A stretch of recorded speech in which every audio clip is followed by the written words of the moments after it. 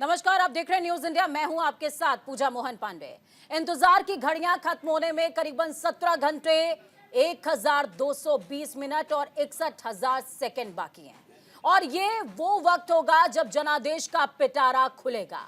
45 दिनों तक चले इस लोकतंत्र के महायज्ञ का नतीजा सबके सामने होगा। कौन दिल्ली की सत्ता पर बैठेगा, इसका खुलासा होगा। वोटों की गिनती की शुरुआत होगी। हालांकि न्यूज इंडिया समेत तमाम एग्जिट पोलों में एनडीए की जीत का अनुमान तय है। न्यूज इंडिया के एग्जिट पोल में बीजेपी 224 तो एनडीए के हिस्से में 380 सीटें जीतने का अनुमान है। तो वहीं आईएनडीआईए अलायंस 123 सीटें, तो वहीं कांग्रेस के हिस्से में 65 सीटें जाती हुई नजर आ रही हैं। लेकिन असली फैसला कल आएगा एग्जिट पोल के बाद। जहां एनडीए के घटक दलों ने इसका पुरजोर स्वागत किया है, तो वहीं आईएनडीआईए अलायंस ने इस पर सवाल भी उठाए हैं। आईएनडीआईए अलायंस खुद की जीत का दावा कर रहा है, लेकिन आईएनडीआईए इंडिया न्यूज ने केवल और केवल सीटों का अनुमान लगाया है, बल्कि हर एक सीट पर उम्मीदवारों की जीत हार को लेकर हमने सर्वे किया है। मेहमानों के लंबे पैनल के साथ आज हम एक एक सीट को लेकर चर्चा करेंगे कि आखिरकार किसकी मनेगी दिवाली और किसका निकलेगा दिवाला। और नतीजे भी तो मंगलवार को आ रहे हैं ना, तो किसका होगा मंगल और किस पर भारी होगा मंगल, इस पर करेंगे चर्चा। अब की बार 400 पार। दुनिया की कोई भी शक्ति इस किताब को नहीं छू सकती है। आप हमको बंद करके नहीं रख सकते हैं कि हमको भी झुकता नहीं है। अपना पूरा जीवन सब कुछ मैंने अपने देश के लिए न्यौछावर किया हुआ है।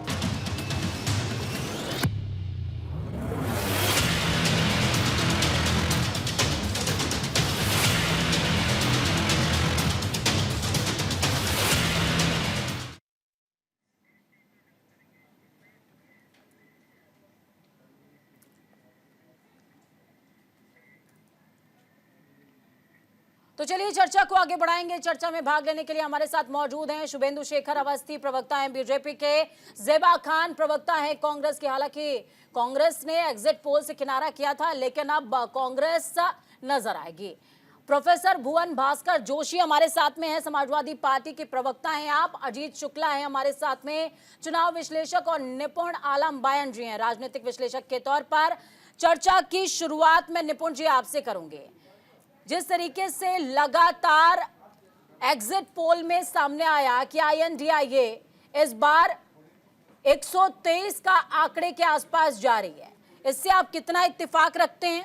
प्लस एनडीए के लिए 380 के करीब का आंकड़ा लगभग हर एग्जिट पोल दिखा रहा है। देखिए, एग्जिट पोल है और सही बात है कि अब ज़्यादा लंबा समय है नहीं। कल 12-1 बजे तक सारी तस्वीरें क्लियर होने लगेगी कि किसको कितना मिलेगा। लेकिन अगर हम इस एग्जिट पोल को भी माने जो आ रहा है, तो कमोबेश आप देखेंगे जो पॉलिटिकल एनालिस्ट भी हैं या चुनावी विश्लेषक जो भी हैं, जो जाने माने दो मुख्य रूप से कहे जाते हैं, मैं नाम उनका नहीं लेना चाहता, लेकिन आप जानते हैं भारत में जी दो मुख्य रूप से किसका नाम चलता है, तो उनका भी अनुमान यही था कि जो एनडीए है, और उसमें बीजेपी की हम बात करें और एनडीए प्लस यानी दोनों की हम बात करें बीजेपी प्लस, तो उसका अनुमान यही था कि इसी के आसपास फिगर रहने वाली है। हालांकि 400 पार का तो जैसे कह रहे थे कि 400 पार, उसका तो पहले कुछ लोगों ने खंडन करना शुरू कर दिया था कि ये केवल एक टारगेट रखा गया था, लक्ष्य रखा गया था, लेकिन उम्मीद ये है कि इसके आसपास रहने वाली बात है। पर इस बार मैं एक बहुत बड़ी अच्छी बात देख रहा हूँ कि विपक्ष जो है, जो चुनाव से पहले इतना लामबंद नहीं था, लेकिन चुनाव के बाद बहुत अच्छे से लामबंदी आज उसकी देखने को मिल रही है। और दूसरी बात जो मैं देख रहा था कि पिछली बार के लोकसभा चुनाव में हम एक माननीय विपक्ष, यानी कि हम देखते हैं जो लोकसभा में 10% सीट किसी के पास होनी चाहिए, और वो इस बार आती हुई दिख रही है। और मुझे दिख रहा है कि एक अच्छा मजबूत विपक्ष हमें देखने को मिलेगा। और मैं हमेशा बोलता आया हूँ कि एक स्वस्थ लोकतंत्र के लिए एक मजबूत विपक्ष होना चाहिए। लेकिन जिस प्रकार से विपक्ष दावा कर रहा है कि सरकार हमारी बनाएंगे, हम बनाएंगे, तो ये भी एक स्वस्थ लोकतंत्र की एक परिपाटी है। बस मुझे यही उम्मीद है कि कल जिस प्रकार से परिणाम आए, और मुझे भी पूरा विश्वास है चाहे सत्ता पक्ष की ओर से हो, विपक्ष की ओर से हो, सभी उस परिणाम का स्वागत भी करेंगे। और जैसे भी मैं देख रहा था, इलेक्शन कमीशन की पूरी एक प्रेस कॉन्फ्रेंस हुई, और उन्होंने बड़ा अच्छे से उसको बताया भी, काफ़ी सारे जो आरोप थे, एलिगेशन थे, उन सारे आरोप एलिगेशंस को उन्होंने दूर करने का प्रयास भी किया। जिस प्रकार की शंकाएं उठाई जा रही थी कल की काउंटिंग को लेकर, उसको लिए भी उन्होंने क्या किया, पूरी शंकाओं का समाधान किया। तो मुझे लगता है जितना शांतिपूर्ण तरीके से पश्चिम बंगाल की 2-4 घटनाओं को हम छोड़ दें, नहीं तो पूरे देश में आप देखेंगे बड़े शांतिपूर्ण तरीके से आपका चुनाव हुआ। यहाँ तक कि जो भी आपके मिनिस्टर्स थे या जो भी कैंडिडेट थे, उनके हेलीकॉप्टर हों, गाड़ियाँ हों, उन सब की चेकिंग हुई। कैश का कोई बड़ा मामला सुनने में नहीं आया। जैसे लीकर का मामला सुनने में आ जाता था कि शराबें बिक रही हैं, शराबें बट रही हैं, उस तरह के सब मामले इस बार बड़े शांत रहे। तो मुझे लगता है कि कल भी इस प्रकार की शांति उन वातावरण में ही पूरी चुनाव काउंटिंग होगी और पूरे एकदम पारदर्शी तरीके से, ट्रांसपेरेंसी तरीके से होगी। तो दूध का दूध, पानी का पानी हो जाएगा। लेकिन मुझे उम्मीद यही है कि जो दिख रहा है एग्जिट पोल, उसी के आसपास क्या रहने वाला है, परिणाम रहने वाला है।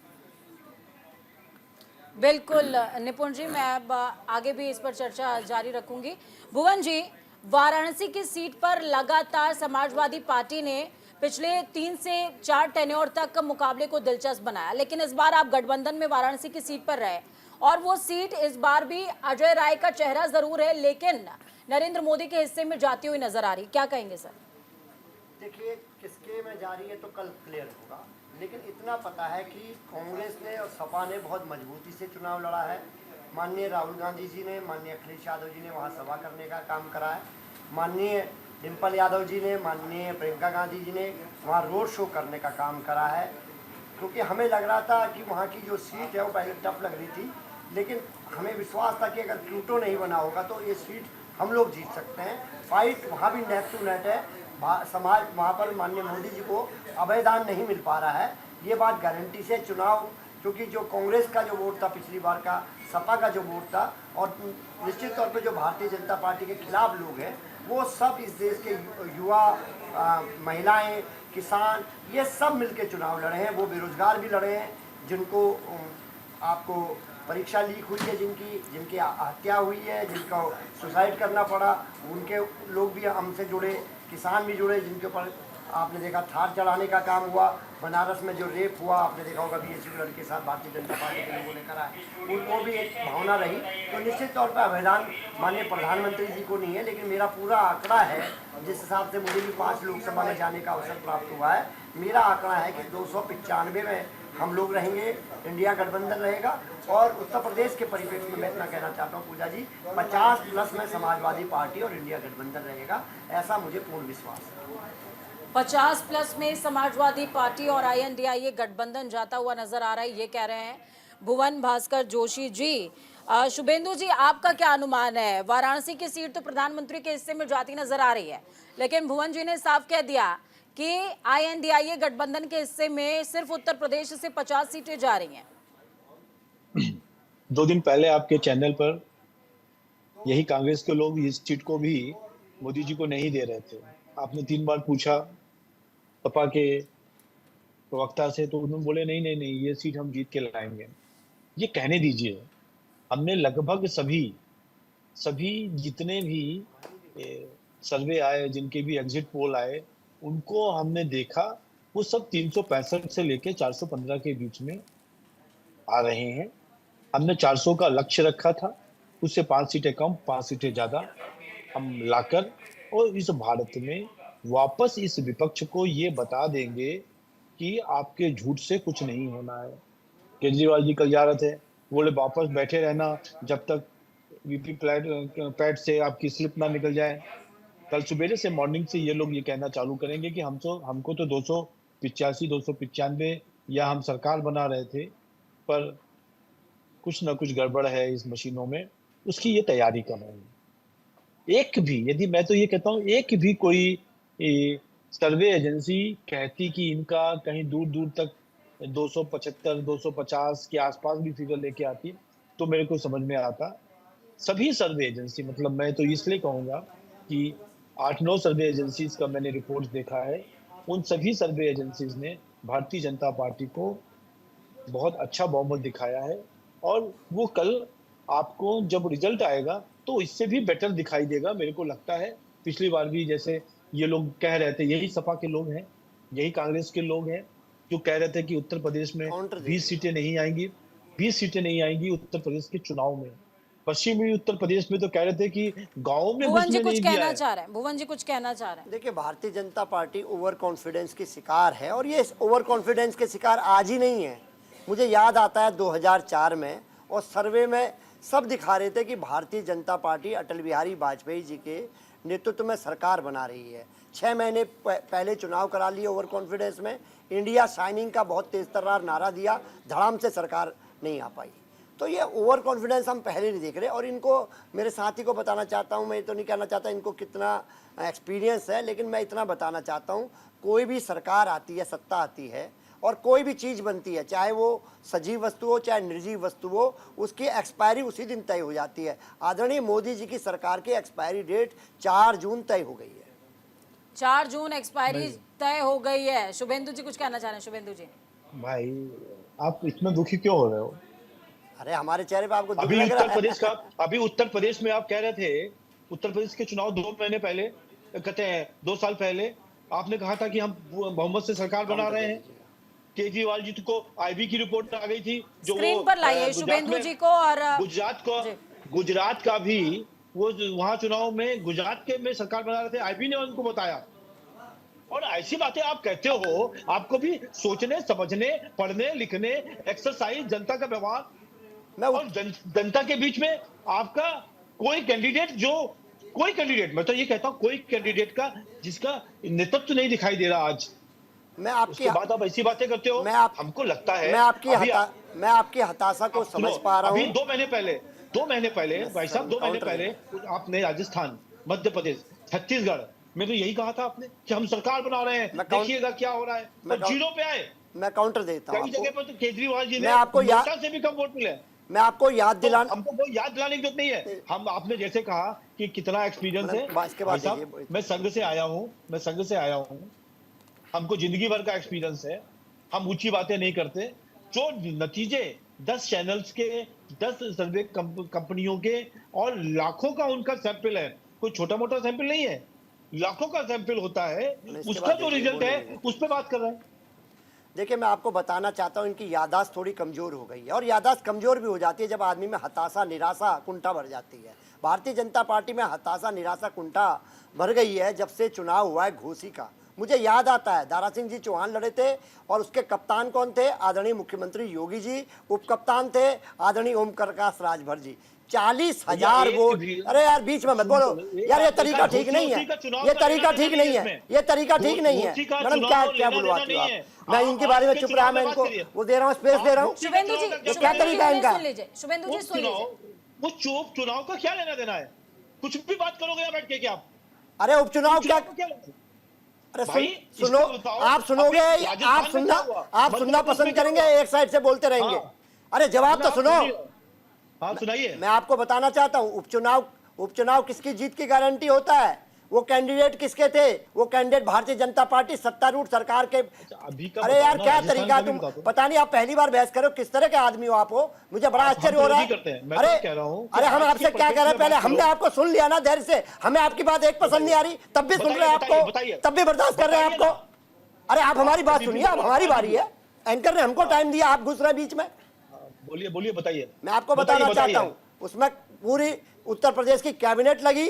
माननीय मुख्यमंत्री कप्तान थे उस चुनाव के, घोसी के, और उपकप्तान थे ओम प्रकाश राजभर, जिन्होंने संकल्प ले लिया था कि हम लोग हराने का काम करेंगे। और पूरी कैबिनेट दिल्ली से आके वहां पर घोसी में घुस गई थी। लेकिन क्या हुआ?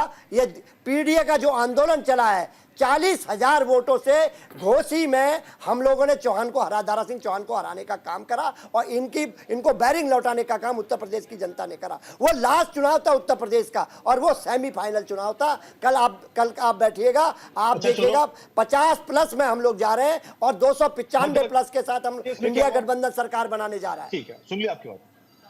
मध्य प्रदेश में क्या हो गया अचानक? राजस्थान में क्या हो गया? छत्तीसगढ़ में क्या हो गया? वो कोई फाइनल चुनाव नहीं था 2 महीने पहले का। तब कहां सो रहे थे आप लोग? वही तो कांग्रेस था, वही तो। ठीक है, अगली सीट पर आते हैं, उससे पहले मैं ज़ेबा जी के पास जाऊंगी।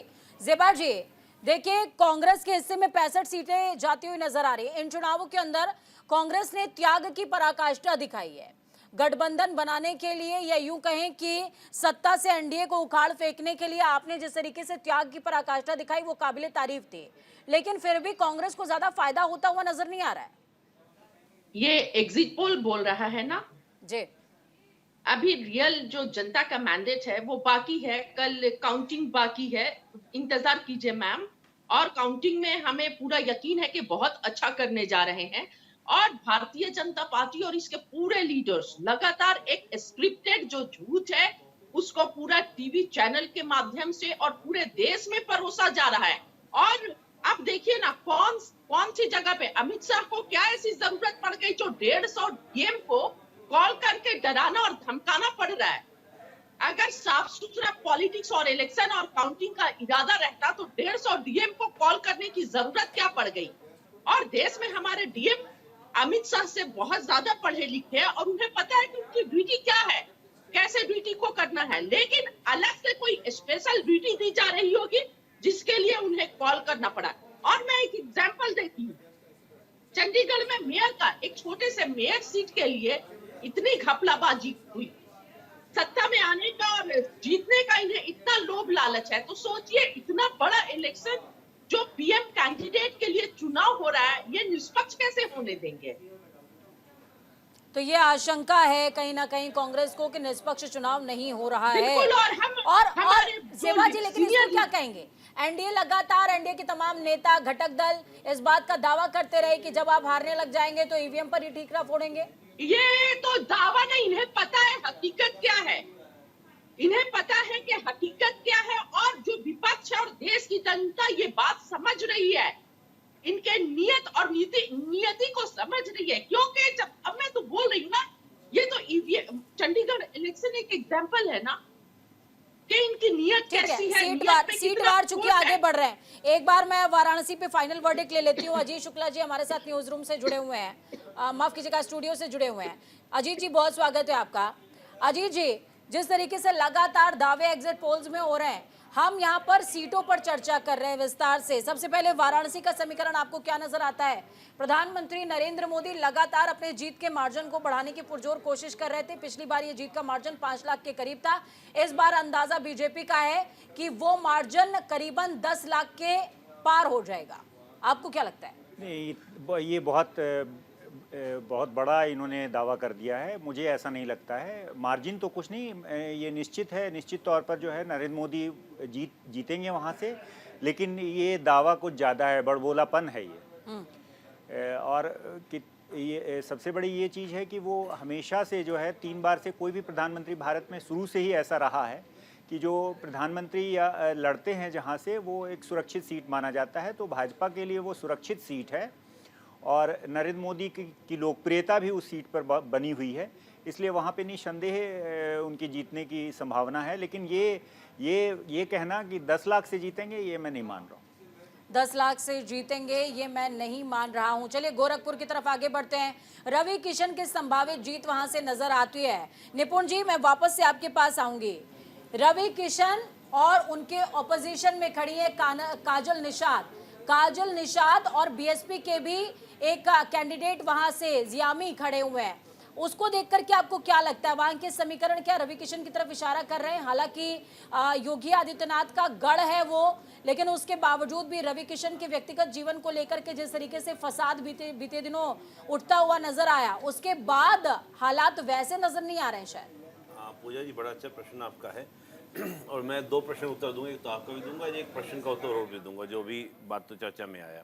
देखिए, रवि किशन जी की बात करें, निश्चित रूप से हम कभी भी किसी उम्मीदवार को देखते हैं, अगर उसकी कोई व्यक्तिगत बातें आती हैं, उससे थोड़ा इमेज डैमेज होती है, तो निश्चित रूप से वोटर पर इसका प्रभाव पड़ता है। लेकिन जब हम लोकसभा चुनाव की बात कर रहे हैं, हमारे यहाँ 3 आम चुनाव होते हैं, लोकसभा, विधानसभा और आपका लोकल गवर्नमेंट। विधानसभा के चुनाव में ज़्यादा प्रभाव पड़ता है। देखिए, लोकसभा का जब चुनाव होगा तो लोकसभा का चुनाव जनता जानती है कि हमको देश के लिए वोट करना है और देश के लिए वोट करना है, किस नेतृत्व के लिए वोट करना है। तो प्रधानमंत्री के चेहरे पर वोट हो रहा है। आप देखें, कई ऐसे कैंडिडेट होंगे जिनका नाम भी चर्चा में नहीं होगा, लेकिन वो भी जीत कर आते हैं। चाहे वो आम आदमी पार्टी की दिल्ली में लहर चली, हम जानते भी नहीं थे कि आम आदमी पार्टी के कैंडिडेट कौन है, सब जाके झाड़ू और केजरीवाल। यही बात आपको 14-19 में देखने को मिली और इस बार भी कुछ इस प्रकार की बातें रहती हैं कि चेहरे के अकॉर्डिंग कि हमको एक दमदार, एक मजबूत और एक अडिग सरकार हमको चाहिए और जो प्रधानमंत्री मोदी देने में सक्षम है। विपक्ष के पास इस प्रकार का चेहरा नहीं है, लेकिन ये जरूर है कि जब एक व्यक्तिगत इमेज खराब होती है किसी भी व्यक्ति की, एक इमेज पब्लिक के बीच में जाती है, उसका प्रभाव पड़ता जरूर है। लेकिन पब्लिक ये भी सोचती है कि हम इनको अगर वोट करते हैं तो वोट किसके पास जाता है। और जैसा आपने कहा, योगी जी और मोदी जी, योगी जी का गढ़ होना और मोदी जी के देश में छवि होना, वो दोनों का असर प्रभाव पड़ेगा। और एक बात जो बार बार 2004 की रिपीट होने की बात हो रही है, मैं बस एक डाटा दूंगा, मैं ज़्यादा से बोलूँगा नहीं। 99 का जो चुनाव हुआ था उस समय कांग्रेस को कितनी सीटें मिली, और जब हम देखें कि आपका जब 99 के बाद जो 2004 का चुनाव हुआ तो उसमें कितना इन्हांस हुआ कांग्रेस की सीटों में। अगर हम उन सीटों को देखते हैं कि कितना उसमें वृद्धि हुई तो बहुत ज़्यादा आपको नहीं देखिए। आप देखिए 99 में 114 और फिर हम देखते हैं 145 सीटें, और बीजेपी की जब हम बात करते हैं तो 182 और आपका 138। तो अगर आप देखते हैं 40 सीटों का नुकसान होता है बीजेपी को 99 से 2004 के बीच में, और कांग्रेस को हम देखते हैं तो 114 से लेकर 145 जाते हैं, यानी कि 30 सीटें बढ़ जाती हैं। हम देखते हैं कि अगर कांग्रेस का 2014 का हम चुनाव देखें, 2019 का चुनाव देखें तो 19% वोट बैंक था, जो बढ़कर आपका 2019 में 20% के आसपास पहुंचा था। हम ये बात कर रहे हैं कांग्रेस की, जब हम बीजेपी की बात करते हैं तो बीजेपी का 2014 में जो वोट प्रतिशत था वो करीब 34%, यानी कि 35% समथिंग था, जो 2019 में आपका बढ़कर 38% के आसपास पहुंचा। बीजेपी गिर भी जाए तो कितना गिरेगी, मान लीजिए आपको सीटें कि हम 303 सीटें थी बीजेपी के पास में, अगर हम इस अकॉर्डिंग कैलकुलेशन भी करें तो गिरकर मैं ये नहीं कह सकता कि 273 का आंकड़ा बीजेपी अपने दम पर पार नहीं करेगी। एनडीए को मिलाकर 303 का डाटा निश्चित रूप से पार करेगी। ये मैंने डाटा के अकॉर्डिंग, आप ये कहना चाह रहे हैं कि 19% पे जो कांग्रेस खड़ी है वो जंप करके एकदम से चली जाएगी, कहां पर आपका 20% का इनहांस हो जाएगा। ये इनप्रैक्टिकल सी बात है। किस आधार पर, किस बेस पे हम बात कर रहे हैं, ये मेरा अपना कैलकुलेशन है। ठीक है, आपके कैलकुलेशन को और समझेंगे निपुण जी, लेकिन वक्त यहाँ पर एक छोटे से ब्रेक का है। ब्रेक के लिए यहाँ पर रुकेंगे, ब्रेक के बाद चर्चा लगातार जारी रहेगी, हर एक अहम सीट के बारे में बातचीत करेंगे।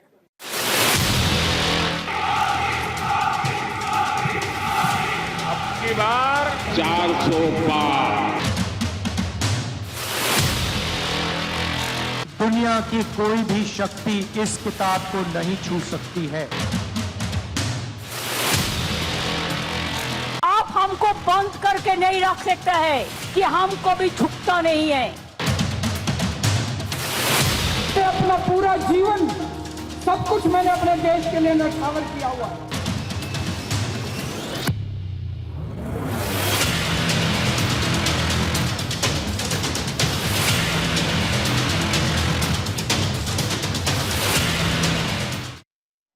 ब्रेक के बाद एक बार फिर से आप सभी का स्वागत है। आप देख रहे हैं भारत भाग्य विधाता, यानी कि आप इनडायरेक्टली यहाँ पर चर्चा आपकी ही हो रही है, आपके जनादेश की हो रही है। इसीलिए हम सीटवार समझने की कोशिश कर रहे हैं कि आखिरकार आपने आदेश किसे दिया है कुर्सी देने का, और किसे आदेश दिया है कुर्सी से उतर जाने का। तो चलिए रुक करते हैं, गोरखपुर पर बात चल रही थी। भुवन भास्कर जी हमारे साथ में जुड़े हुए हैं। भुवन जी, आप कुछ कहना चाह रहे थे, काजल निषाद कितनी टफ फाइट दे पाएंगे, क्योंकि पिछली बार तो जब चुनाव हुए 2019 में तो मुकाबला त्रिकोणीय चहुमुखी हो गया, क्योंकि वहां पर कैंडिडेट्स की भरमार हो गई, लेकिन इस बार गठबंधन बहुत मजबूती से लड़ा है। देखिए, गोरखपुर को आप लोगों ने पहले भी देखा होगा, जब यहाँ पर उपचुनाव हुआ था और आदरणीय योगी जी ने अपनी सीट को खाली करने का काम करा था, समाजवादी पार्टी से निषाद जी कैंडिडेट थे और हमने भारतीय जनता पार्टी को इन्हीं की सरकार में हराने का काम करा था। और रही बात, रवि किशन जी जीते, 19 में जीते, जहाँ तक मेरा अनुभव है 19 में जीत के फिर वो बॉम्बे चले गए, जबकि काजल निषाद वहाँ पर लगातार संघर्ष कर रही हैं। वो 17 का एमएलए का चुनाव भी लड़ी, जनता की अदालत में 19 भी लड़ी। उनके प्रति जनता में एक बहुत सहानुभूति है कि यहीं रहती हैं और लगातार संघर्ष कर रही हैं अपने लिए। तो निश्चित तौर पर लगता है मेरे को समाजवादी पार्टी वहाँ पर जरूर, जो पुनरावृत्ति हुई थी पहले उपचुनाव की, वो उपचुनाव की पुनरावृत्ति इस बार के चुनाव में लगाने जा रही है। और काजल निषाद जी का वहाँ पर एक निषाद वर्ग का बहुत अच्छा वोट समीकरण भी है, पार्टी ने भी पूरा सपोर्ट करने का काम करा, लगातार मैदान में वो डटी हुई हैं। मुझे निश्चित तौर पे लगता है कि इस बार गोरखपुर में काजल निषाद जी रवि किशन जी को हराने जा रहे हैं। ठीक है अजीत जी, मैं आपके पास आऊंगी। सर, अब मैं कलेक्टिवली उत्तर प्रदेश की बात करूं तो उत्तर प्रदेश की 25 के करीब ऐसी मेन सीटें हैं जिस पर चेहरे पर फाइट है और सीधी fight neck to neck NDA और आईएनडीआईए के बीच में, फिर चाहे ओम प्रकाश राजभर की सीट हो, स्मृति ईरानी की सीट हो, राहुल गांधी की सीट हो, अखिलेश यादव की सीट हो या फिर डिंपल यादव की सीट हो, प्रधानमंत्री नरेंद्र मोदी और रवि किशन की सीट पर हमने चर्चा कर ही ली है। आपको क्या नजर आता है, आंकड़ा कितने के करीब का होगा अगर मैं 25 के आसपास की बात करूं तो? 25 के आसपास सीटों पर कांटे की टक्कर है और बहुत स्लिम मार्जिन से हार जीत होगी। जो अगर बीजेपी जीतती भी है, अगर वो सीटें उसमें से अगर, तो बहुत ही स्लिम मार्जिन से जीतेगी, लेकिन उसमें कहा नहीं जा सकता, वो फंसी हुई सीट है, वो वहाँ पे कांटे की टक्कर है, वो किधर भी जा सकता है। हो सकता है वो 25 सीटें जो है वो इंडिया गठबंधन की तरफ भी चली जाएं। इस पे भी कोई शक और शंका नहीं होना चाहिए, क्योंकि जितने भी पॉलस्टर्स हैं वो पिछले रिजल्ट्स के हिसाब से जो है उसको टैप कर रहे हैं और देख रहे हैं। पिछली बार अगर 3 बार लगातार कोई जीता हुआ है अगर उस लोकसभा क्षेत्र में, तो वो बता रहे हैं कि ये जीत गया, लेकिन कैंडिडेट्स के प्रति नाराजगी बहुत ज़्यादा थी। कई सीटों पर कैंडिडेट को लेकर बहुत ज़्यादा नाराजगी थी। अगर ओवरऑल हम अगर यूपी की बात करें तो यूपी में लगभग जो है 22% के आसपास जो है वो दलित हैं और लगभग 18% के आसपास मुसलमान हैं और लगभग जो है वो 14% के आसपास ब्राह्मण हैं और 6% के आसपास राजपूत हैं और लगभग 32% के आसपास जो है वो ओबीसी है, जिसमें ओबीसी का जिक्र यहाँ पर अजीत जी आपने किया है, जिसमें तो जो देखिए है अलायंस में है अनुप्रिया पटेल जो लगातार ओबीसी सर्वेक्षण की, जातिगत जनगणना की मांग करती रही, पर उनकी मांग को सुना नहीं गया। अगर एनडीए की गवर्नमेंट बनती है तो इस बार मजबूती से शायद वो मांग को रख पाएगी।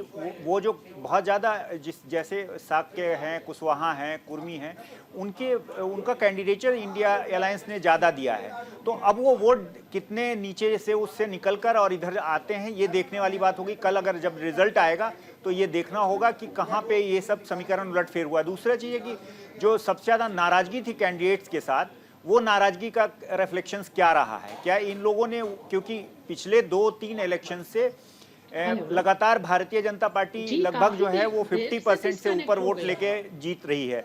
2014 का भी 50 के आसपास लिए और 2019 में भी 51 के आसपास आया। तो ये जो है ना 2 इलेक्शंस का जो है ये रिफ्लेक्शंस इसमें रहता है या नहीं, वो 4 तारीख को देखना होगा। कल जब रिजल्ट्स आते हैं उसके बाद ही समझ में आएगा, क्योंकि मुझे ऐसा लगता है कि ये 2-3% का उसमें गिरावट आएगा, जबकि विपक्ष के वोटों का कंसोलिडेशन होगा। ठीक है, और ठीक है सर, चूंकि समय बहुत कम है और सीटें बहुत ज्यादा हैं। हिमाचल पे मैं आती हूँ, हिमाचल पे चर्चा की शुरुआत करूंगी और 2 सीटें जिस पर सबका फोकस है, अनुराग ठाकुर की सीट हमीरपुर और मंडी, जिसमें टफ फाइट मंडी में कंगना रनौत और सामने विक्रमादित्य दे रहा है। निपुण जी, आपको क्या लगता है हिमाचल की सीट को देखते हुए? देखिए, मंडी पर मुझे लगता है कि टक्कर जो है वो काफ़ी कांटे की है, क्योंकि कंगना जी ने काफ़ी अच्छा काम किया है, कंपेनिंग की है, बहुत अच्छे से वहाँ पर अपनी बातों को रखा है। लेकिन विक्रमादित्य की जो एक इमेज है वहाँ पर, लोकल भी हैं, दूसरा राजनीति में पहले सक्रिय रहे और ख़ास तौर से उनके पिताजी की और माताजी की जो एक इमेज है वो भी उनको लाभ मिलेगा। तो मुझे लगता है कि मंडी की सीट पर तो काफ़ी ज़्यादा एक टक्कर रहेगी, क्योंकि कंगना रनौत जी का थोड़ा सा एक इमेज क्या रही कि थोड़ा सा कई बार बड़बोलापन भी वो कर देती हैं, कई बार ओवर भी बोल गई कुछ बातों को लेकर। तो वहाँ मुझे लगता है कि थोड़ा सा जनता में उसी का मैसेज थोड़ा सा गलत जाता है। लेकिन हमने ये भी देखा है कि फिल्म सितारे जब उस तरह उतरते हैं तो उसका एक अलग चार्म भी होता है लोगों में। तो भीड़ तो उनके रैलियों में आई, उनके हर जगह कैंपेनिंग में लोग देखने तो आए, मिलने भी आए, लेकिन वहाँ मुझे लगता है चुनौती है। दूसरा आपने कहा अनुराग ठाकुर, देखिए अनुराग ठाकुर वाली सीट पे मुझे नहीं लगता, क्योंकि अनुराग जी का एक अलग काम करने का तरीका है, सभ्य सौम्य तरीके से बात करते हैं। आप अगर हिमाचल में बात करेंगे तो लोग उनको काफ़ी ज़्यादा लाइक भी करते हैं। ठीक है, मैं मंडी पर चर्चा कर लेती हूँ, क्योंकि अनुराग ठाकुर को तो आपने कह दिया कि क्लियरली वो जीत रहे हैं। चलिए मंडी पे मैं बात करूंगी। शुभेंदु जी, क्या कहेंगे, बड़बोलापन भारी तो नहीं पड़ जाएगा कंगना रनौत को? जिस तरीके से वहाँ पे भीड़ पहुंच रही थी, कंगना जी से लोग भीड़ सर किसके लिए पहुंच रही थी? कंगना रनौत के बॉलीवुड करिश्मा को देखने के लिए पहुंच रही थी, अमित शाह जी को देखने के लिए पहुंच रही थी, प्रधानमंत्री नरेंद्र मोदी को देखने पहुंच रही थी, नड्डा जी को देखने पहुंच रही थी, या फिर उनको सुनने पहुंच रही थी? दोनों में अंतर है सर। दोनों चीजें हैं। हिमाचल की इस सीट पर मैं आपको बहुत अच्छे मार्जिन से, जहाँ पे निपुण जी कह रहे हैं कि कांटे की टक्कर होगी, मेरे को लगता है अच्छा मार्जिन रहेगा, कोई कांटे की बात नहीं है। विक्रमादित्य जी और जो उनकी एक राजा के का जो उनका एक स्ट्रक्चर दिखाया गया, और वो हैं भी वहाँ के, बताया जाता है कि वहाँ के राजा थे, उनके पिताजी राजा थे, राजमहल से आते हैं, वो जमीनी स्तर पे जोड़ नहीं पाए। और मैं तो पूरी जानकारी के साथ कह रहा हूँ कि कल का रिजल्ट आने दीजिए, हम वहाँ पर अच्छे मार्जिन से जीत के आएंगे। अच्छे मार्जिन से जीत के आएंगे। ज़ेबा जी क्या कहेंगे? विक्रमादित्य लगातार उन्होंने कहा कि यहाँ पर आ जाएं, वो मेरे साथ में चर्चा करें, क्षेत्रीय विषयों के बारे में उनको कुछ भी नहीं पता होगा। विक्रमादित्य सिंह या फिर कंगना रनौत? विक्रमादित्य सिंह जीत रहे हैं। और जो हम लोग लगातार जो मंडी से हमारे पार्टी के लीडर्स आए हैं और कार्यकर्ता जिन्होंने जमीन पर काम किया है, उनसे भी हमने बात की है, तो उन्होंने क्लियरली बोला है कि हम विक्रमादित्य जी जीत रहे हैं और हार रही हैं वहां से। कंगना रनौत हार रही हैं, ये कहती ज़ेबा जी नजर आए। ठीक है, कल जब पिटारा खुलेगा तो एक बार फिर से बैठिएगा ज़ेबा जी, बातचीत इस पर आगे करेंगे, बढ़ेंगे। भुवन जी कुछ कहते हैं, लेकिन पिटारा जब खुले तो पूजा जी मैं आपके चैनल से ये अपील करूंगी कि जब पिटारा खुले तो पूरा ईमानदारी बरता जाए और ईमानदारी से काउंटिंग हो और किसी तरह की हेराफेरी नहीं हो, चालू कर दिया आप लोगों ने। इलेक्शन कमीशन को किसी भी तरह से इन्फ्लुएंस करने की कोशिश ना की जाए। ठीक है भुवन जी। देखिए, अभी हमारे भारतीय जनता पार्टी के साथी कह रहे थे कि उनका विरोध है, कांग्रेस के कैंडिडेट के लिए कह रहे थे, जो बॉम्बे से फ्लाइट से आते हैं वहाँ पर, और जो वहाँ पर स्थानीय रहकर जिनके पिताजी का, माताजी का और स्वयं का जो वर्तमान में विधायक हैं, लोगों से टच है, अगर वो राजमहल से आते हैं और जनता की अदालत में चुन के एमएलए हैं वर्तमान में, वो शायद हमारे साथी को पता नहीं है, और उनका तो इन्फ्लुएंस जनता में नहीं है, लेकिन जो हेलीकॉप्टर से आती हैं और वचनों में उनका कैसा नियंत्रण है, ये तो पूरे देश से छुपा नहीं है। लोगों में चर्चा है कि कंगना जी कब क्या बोल दें, कुछ विश्वास उनको, कंगना जी को खुद को भी नहीं पता होता है। तो लेकिन निश्चित तौर पे जनता जो है मंडी की है, वो कल अपना रिपोर्ट कार्ड दे देगी, और मैं पूरी तरह से आश्वस्त हूँ कि वहाँ पर अपने शुभेंदु जी देखिए, मैं काउंटर करवा सकती हूँ, लेकिन सर फिर और राज्य छूट जाएंगे। बिहार पर आते हैं। मेरा ओपिनियन आपने लिया ही नहीं। अजी जी, मैं बिहार पर आपसे बातचीत करूंगी, क्योंकि हिमाचल प्रदेश की देखिए 2 सीटें थी, 2 सीटों पर निपुण जी ने एक पे क्लेरिफिकेशन दे दिया। बिहार पर आते हैं। बिहार पे फाइट 12 से 15 ऐसी सीटें जहां पर टफ फाइट है। पटना साहिब का मैं जिक्र करूंगी, और भी कई ऐसी सीटें जहां पर लालू यादव के परिवार के लगभग 2 से 3 लोग लड़ रहे हैं चुनाव। अजीत जी क्या कहेंगे बिहार की सीटों को लेकर के? बिहार का समीकरण बहुत ज्यादा टिपिकल होता है, क्योंकि जाति है कि जाति नहीं, और जाति भरमाती जरूर है।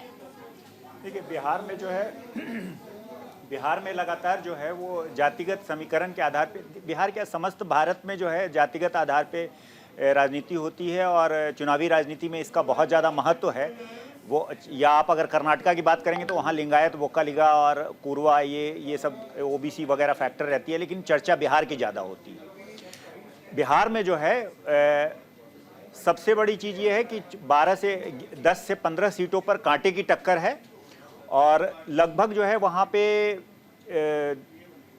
10 सीटें निश्चित तौर पर जो है इंडिया ब्लॉक को मिलेगी, और 30 सीटें जो है वो इन्हें मिलने की संभावना है, एनडीए को मिलने की संभावना है। नीतीश कुमार की सीटों के बारे में बताइए सर। नीतीश कुमार की सीटें कम होने जा रही है। देखिए, वो जब नीतीश कुमार की सीट हो या आरएलएसपी हो या ये रामविलास के चिराग पासवान की सीटें हो, उससे कोई मतलब नहीं है। अगर हारेंगे तो वो सब मिला के ही हारेंगे। बीजेपी भी वहाँ हारेगी, नीतीश कुमार भी हारेंगे। ऐसा कुछ नहीं कि नीतीश कुमार को ज़्यादा डैमेज हो जाएगा और बीजेपी को कम होगा। वो सारे लोग मिल के हारेंगे। जो 10 सीटें जो जाएगी उसमें सभी पार्टियों का थोड़ा थोड़ा जाएगा। और वहाँ पे है क्या कि वहाँ पे जो बार बार जो पलटी नीतीश कुमार ने मारी, उससे उनकी लोकप्रियता में गिरावट जरूर आई है, लेकिन उनका जो बेसिक, उनका जो नीचे का वोट बैंक है वो कम नहीं हुआ है। लगभग जो है 15%। जब 2014 में भी नीतीश कुमार जब लड़े थे चुनाव, तो 2014 में भी उन्हें जो है लगभग जो है 14% के आसपास वोट और 2 सीटें आई थी, और अकेला जब लड़े थे चुनाव। और उसके बाद भी जब उलट पलट करके इधर उधर गए फिर भी उनके वोट बैंक में कोई गिरावट नहीं आई। कुर्मी वहाँ 4% के आसपास है जो उनके साथ इंटैक्ट रहता है, प्लस जो है महिलाओं का वोट और जो है ईवीसी का वोट, एमबीसी का जो अति पिछड़े वोट हैं वो उनके साथ रहते हैं। तो लगभग 14% वोटों पर अभी भी एकाधिकार रखते हैं और वो ट्रांसफर भी करा सकते हैं। तो वैसी स्थिति में जब भी वो जाते हैं, जिस तरफ भी जाते हैं उस तरफ की स्थितियां मजबूत हो जाती हैं। तो इस वजह से जो है जैसे ही नीतीश कुमार जो है एनडीए के पाले में गए तो एनडीए का जो है पाला मजबूत हो गया, लेकिन कैंडिडेट्स को लेकर या वहाँ पे जो जातिगत समीकरण है सीटों पर उसको लेकर उसका डायनेमिक्स जो है इलेक्टोरल डायनेमिक्स चेंज हुआ है। तो लगभग 15 सीटों पर वहाँ पर कांटे की टक्कर है, जिसमें 10 सीटें तो निश्चित तौर पर जीतनी चाहिए इंडिया को, जहाँ तक मेरी जानकारी है। और लगभग जो है 30 सीटें जो है वो एनडीए को आने की संभावना। ठीक है शुभेंदु जी, आपको क्या लगता है, क्योंकि एनडीए और आईएनडीआईए के बीच का समीकरण बता दिया, जो 15 से 20 सीटें हैं उसको लेकर के जिक्र कर रहे हैं। केवल इंडिया गठबंधन को वहाँ पे 3 सीटें मिलेंगी और हमारा कैलकुलेशन बिल्कुल परफेक्ट है। हमारे राजनीतिक पर्यवेक्षक उसको निकाल रहे हैं रीजन की, क्या रीजन रहा होगा, कहाँ जातिगत समीकरण होंगे, किस तरीके से वो कहीं से आ जाए। देखिए ये मैथमेटिक्स और केमिस्ट्री नहीं है। मैं क्यों बोल रहा हूँ मैथमेटिक्स 1 और 1 2 नहीं हो रहा है। दिल्ली में कहीं पर भी आम आदमी पार्टी के मैथमेटिक्स का तो पता नहीं सर, लेकिन केमिस्ट्री जरूर है। तो जुड़ी नहीं, केमिस्ट्री में रिएक्शन ही नहीं हुआ। जिन्होंने दो डाले तो इधर से एसिड आया उधर से बेस आया तो रिएक्शन नहीं हुआ। तो पब्लिक के अंदर वो मैसेज जा ही नहीं पाया कि ये 10 लोग अलग अलग कैसे लड़ेंगे, मिलके लड़ेंगे तो प्रधानमंत्री कौन होगा, साथ में एक उनका कोई ज़िबा जी काउंटर है आपका। आप लोगों का कौन सा, आप लोग अगर हम लड़ रहे हैं इतनी सारी, तो आप लोग भी तो इतने मजबूत और सशक्त प्रधानमंत्री होके इतने लोग एक साथ लड़ रहे हैं, अपने बारे में तो बात कर लीजिए। फर्क समझिए थोड़ी सी बात। हमारा जो गठबंधन है उसका आप सभी को 1 मिनट के लिए मैं रोकना चाहूंगी। इस बीच बड़ी अपडेट सामने आ रही है। जयराम रमेश को इलेक्शन कमीशन का नोटिस पहुंच गया है। शाम को 7 बजे तक विस्तृत जानकारी दें, जवाब नहीं देने पर उचित कार्रवाई होगी। जयराम रमेश ने अमित शाह पर लगाया था आरोप, कई डीएम को धमकाने का आरोप लगाया था जयराम रमेश ने। लोकसभा चुनाव की काउंटिंग से 1 दिन पहले चुनाव आयोग ने कांग्रेस नेता जयराम रमेश को आरोपों का जवाब देने के लिए कहा है। आज शाम को 7 बजे तक जवाब देने के निर्देश हैं। जवाब नहीं देने पर उचित कार्रवाई की बात भी कही गई है। आपको बताते चले कि कांग्रेस नेता ने बीते दिन आरोप लगाते हुए कहा कि अमित शाह ने लगभग 150 कलेक्टर्स से बातचीत करी है फोन पर और उनको धमकाया है, ये इंपोज किया है जयराम रमेश ने। अब उनके आरोपों को लेकर के विस्तृत विवरण मांगा है इलेक्शन कमीशन ने। वापस आते हैं चर्चा पर। ज़िबा जी, अब तो नोटिस आ गया।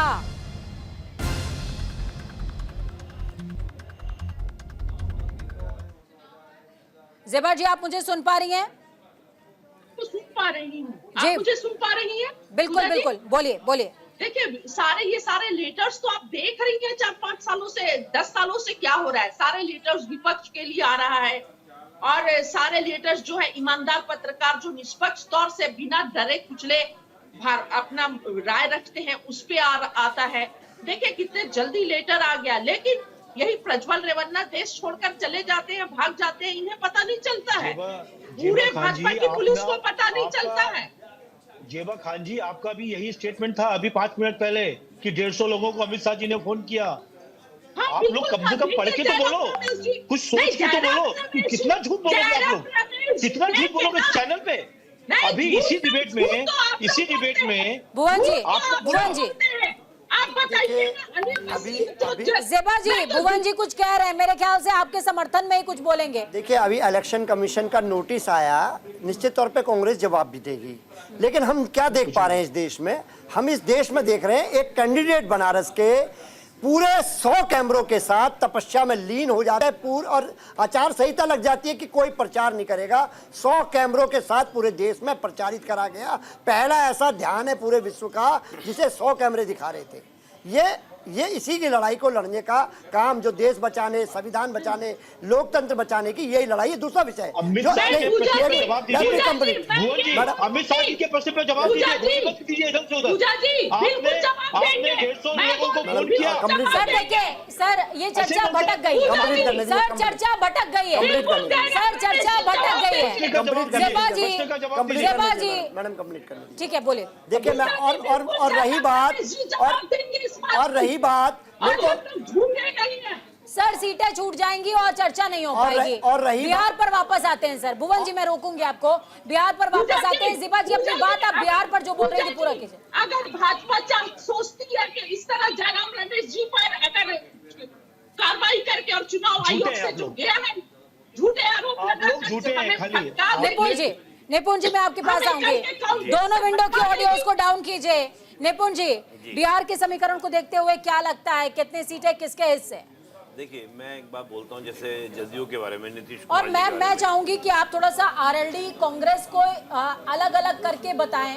RJD, और जी, और बीजेपी, आरजेडी, बीजेपी, कांग्रेस, इन सभी को अलग करके थोड़ा सा बताएं। जेडीयू सभी को अलग करके बताएं ताकि लोगों को समझने में आसानी हो। जी देखिए, मैं ये कहूँगा कि जब हम नीतीश कुमार जी की बात करते हैं कि वो पलटू राम उनको बोला जा रहा है, जैसा कि कथा मतलब पब्लिक में कहा जा रहा है या जो पॉलिटिकल पार्टी कह रही है, मैं ये मानता हूँ कि नीतीश कुमार की अगर इमेज का इम्पैक्ट पड़ेगा तो वो विधानसभा के चुनाव में पड़ेगा, लोकसभा के चुनाव में नहीं। देखिए बिहार की जो जनता को आप देखिए, जनता का जो मूड है या जनता की जो बातें हैं, वो जनता यूपी, बिहार, बंगाल, जो आपके हिंदी बेल्ट है, वहाँ पर आप देखेंगे तो लोकसभा के चुनाव में वो बीजेपी के साथ नीतीश कुमार को देखती है, ना कि नीतीश कुमार के साथ बीजेपी को देखती है। आपने देखा होगा जब हम रैलियों में देखते थे, रोड शो में देखते थे, तो नीतीश कुमार जो थे वो मोदी जी के साथ में कमल का चिन्ह, जो आपका पार्टी का चिन्ह है बीजेपी का, वो ही लेके साथ में चल रहे थे। तो मुझे नहीं लगता कि उनकी व्यक्तिगत इमेज इस प्रकार की पब्लिक में बनी होगी, वो आपका क्या होगा, कहीं ना कहीं लोकसभा के चुनाव में प्रभावित करेगी। विधानसभा के चुनाव में हम कर सकते हैं। आरजेडी और कांग्रेस की जब हम बात करते हैं तो आप पिछले 2019 और 2014 का चुनाव देखिए, कितनी सीटें इनके पास में थी। आरजेडी के पास तो एक खाता तक नहीं खुला था 2019 के चुनाव में, और आज वो पार्टी कहे कि हम 10+ लेके चले जाएंगे। अगर आरजेडी की हम बात करते हैं तो मुझे नहीं लगता कि आरजेडी में मीसा भारती भी अपनी सीट बचा पाएंगी, क्योंकि मीसा भारती का भी जो व्यक्तित्व है, जिस प्रकार से वो आई अपना बाहर से आके और एकदम बिहार के अंदर अपना प्रचार करने का प्रयास किया। मीसा भारती लेकिन नहीं, आप वहाँ पर- गलत है, रोहिणी आचार्य। देखिए सुनिए, आप गलत बोल रहे, मीसा भारती नहीं, रोहिणी आचार्य को बोल रहे हैं आप। ध्यान करिए वो कौन बाहर से आया है। हाँ रोहिणी आचार्य, जी जी सही बात है। मीसा भारती का मैं बात कर रहा था कि मीसा भारती का जिस प्रकार का इमेज बनाने का प्रयास किया गया, मुझे लगता है कि उस सीट पर वो भी चुनाव जीतने वाली नहीं है। क्योंकि देखिए बिहार की जनता को हम देखते हैं तो मुझे लगता है कि कहीं ना कहीं 35 के आसपास बीजेपी की सीट रहने वाली है। 4 से 5 सीटों पे आप देख सकते हैं तो आपको जो इंडी गठबंधन है उसके पास आपको सीटें देखने को मिलेंगी, इससे ज़्यादा नहीं। थोड़ा बहुत अगर बीजेपी को डेंट हुआ है तो वो जदयू की वजह से डेंट होगा, लेकिन वो भी इतना ज़्यादा डेंट मैं नहीं मानता कि बहुत ज़्यादा डेंट हो जाएगा। विधानसभा के चुनाव में आपको इम्पैक्ट देखने को मिल सकता है, लेकिन यहाँ के चुनाव में नहीं। मैं बार बार एक बात को बोल रहा हूँ, एक दूसरी घटना जो हुई बिहार के अंदर, मुझे लगता है कि अगर लालू यादव जी वो बात ना बोलते तो शायद चीजें हाथ से ना निकलती। ठीक है, जो उन्होंने पोलराइजेशन करने का प्रयास किया। कुछ कहना चाहते हैं? देखिए मुझे ऐसा लगता है जिस प्रकार वहाँ पर तेजस्वी यादव जी के रूप में लगातार नौकरियों का एक उनके विभाग में उनके सोच के कारण नौकरियों का गया, उससे रोजगार के युवा बहुत जुड़ा है। और मुझे लगता है कि युवाओं के जुड़ने से एक आशा का केंद्र तेजस्वी यादव रहे हैं, लेकिन रिजल्ट तो कल आएगा। लेकिन मुझे उम्मीद है कि 20 तक का आंकड़ा, और इनके साथ मुकेश सहनी भी आए हैं, हमें भूलना नहीं चाहिए। मुकेश सहनी का निषाद समाज में, अन्य समाज में ठीक ठाक मामला, 4 विधायक उनके पिछली बार जीत के आए थे। मुझे लगता है मुकेश सहनी जी और कांग्रेस और राष्ट्रीय जनता दल के जुड़ने से। सीधे मैं चर्चा पे आगे बढ़ूंगी और अजीत जी मैं आपके पास आ रही हूँ। साउथ में लगभग 131 सीटें, 131 सीटों की अगर बात करूं तो उनमें से सीधे लगभग 100 सीटों पर टफ फाइट मानी जा रही है। आप किसके लिए बढ़ोतरी देखते हैं, किसके लिए घटोतरी देखते हैं? हालांकि बीजेपी को हिंदी पट्टी से निराशा के बाद उम्मीद साउथ से ही थी। देखिए साउथ में जो है 2 जगहों पे, जैसे अगर आप बातचीत कर रहे हैं तमिलनाडु की, तो तमिलनाडु में हो सकता है बीजेपी 1 सीट के लिए ओपनिंग कर ले, और यहाँ पे केरला में हो सकता है ओपनिंग हो जाए बीजेपी की 1 सीटों से, और अगर हम आंध्र प्रदेश की बात करते हैं तो आंध्र प्रदेश में जो है वो टीडीपी के साथ गठबंधन की है भारतीय जनता पार्टी ने, और लगभग 6 सीटों पर वो चुनाव लड़ रही है टीडीपी के साथ। दो सीटें जो है वो जनसेना लड़ रही है और रेस्ट जितनी भी सीटें बच रही है वो टीडीपी लड़ रही है।